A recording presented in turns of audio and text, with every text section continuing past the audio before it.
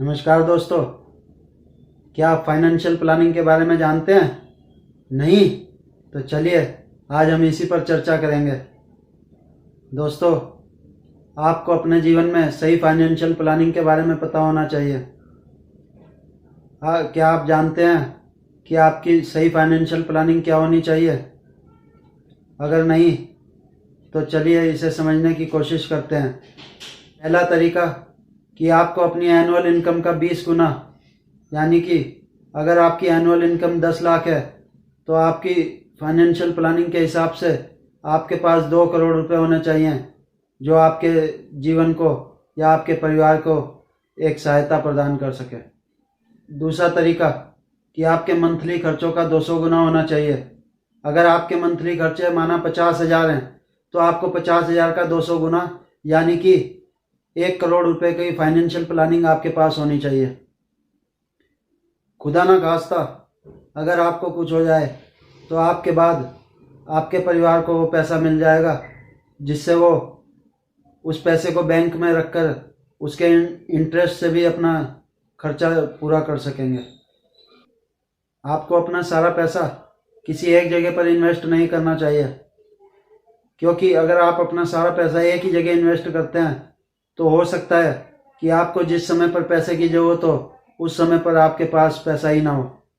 इसलिए आपको अपने पैसे को कई हिस्सों में डिवाइड करना चाहिए, जिससे आप अपने पैसे को ज़रूरत के समय पर उसे यूज़ कर सकें। जैसे आपको अपने पैसे से बीमा भी लेना चाहिए, और आपको अपने पैसे को शेयर मार्केट में भी लगाना चाहिए, आपको अपने पैसे को प्रॉपर्टी में भी लगाना चाहिए। अगर आपने अपना सारा पैसा एक ही जगह लगा दिया और जिस समय पर आपको पैसे की ज़रूरत है तो उस समय पर आपको पैसा ना मिलने से आपका पर्पस सॉल्व नहीं होगा, या आपको जिस समय पर पैसे की ज़रूरत है उस समय पर आपको किसी और से पैसा लेना पड़ेगा, आपको लोन लेना पड़ेगा या कोई अन्य तरीक़ों से आपको पैसा इकट्ठा करना पड़ेगा। इसीलिए आपको सही फाइनेंशियल नॉलेज होना बहुत ज़रूरी है। आपको कितना पैसा कहाँ इन्वेस्ट करना है ये आपको पता होना चाहिए। अगर आप इस चीज़ को सीख जाएंगे तो आप अपने पैसे को मैनेज कर सकते हैं। आपके पास कितना इंश्योरेंस है, क्या आपने इसका आकलन किया है? नहीं? तो आप इसका आकलन ज़रूर करें। आपको कितना इंश्योरेंस चाहिए जिससे आपके परिवार सुरक्षित हो? आपके पास 2 तरह के लोग आते हैं, यानी कि 2 तरह के एजेंट। एक वो जो ठगले और भगले का काम करते हैं, यानी कि आपकी पॉलिसी करी और उसके बाद फिर वो आपको कभी दिखाई भी नहीं देते, और एक वो जो आपको अपनी सेवा देते रहते हैं। अगर आपको सर्विस चाहिए तो आपको सही एजेंट का चुनाव करना होगा, यानी कि सही एडवाइज़र जो आपको सही एडवाइस दे सके। एक सही एडवाइज़र आपकी सही फाइनेंशियल प्लानिंग कर सकता है, जिससे आपके आने वाले खर्चों को वो सीमित कर सकता है।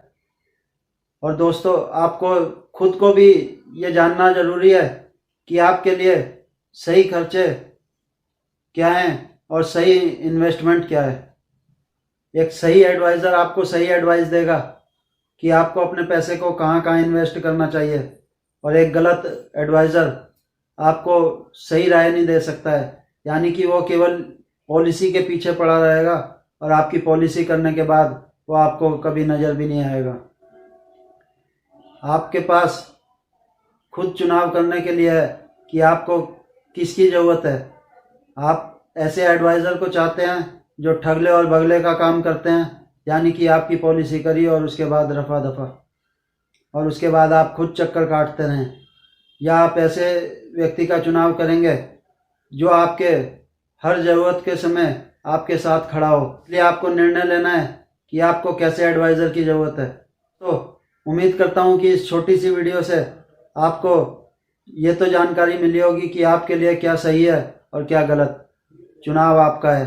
आपको धन्यवाद।